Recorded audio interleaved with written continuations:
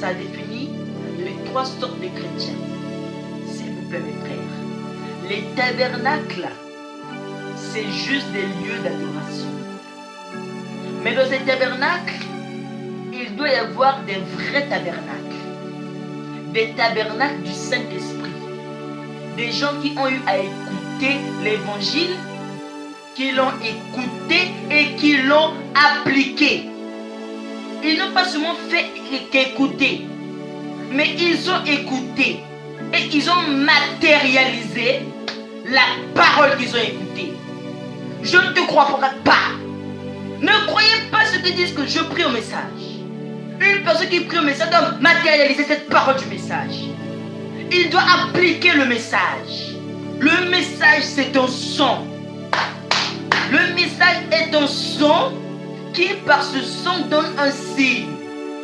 C'est toi qui seras le linteau qui va différencier des autres linteaux. Les linteaux des Égyptiens étaient vides. Les linteaux des Égyptiens n'étaient pas sales. Ça n'avait pas été taché de sang. Mais le linteau des Israélites avait été taché de sang. Voilà la différence. Une personne qui a le sang, devra avoir un signe. Je ne crois pas que tu puisses avoir du sang sur la tête et si on ne remarque pas, c'est de la rue. Si tu as du sang sur la tête, les gens vont le remarquer. Ils te diront certainement: monsieur, vous avez du sang sur la tête. Monsieur, vous avez une hémorragie.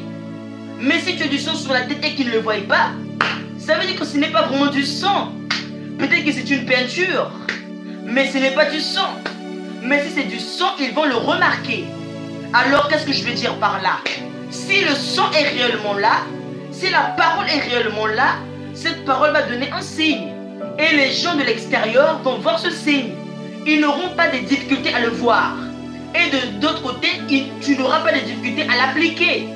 Parce que toi, tu as déjà la vie là en toi. Et quand tu marches, ils l'ont simplement vu.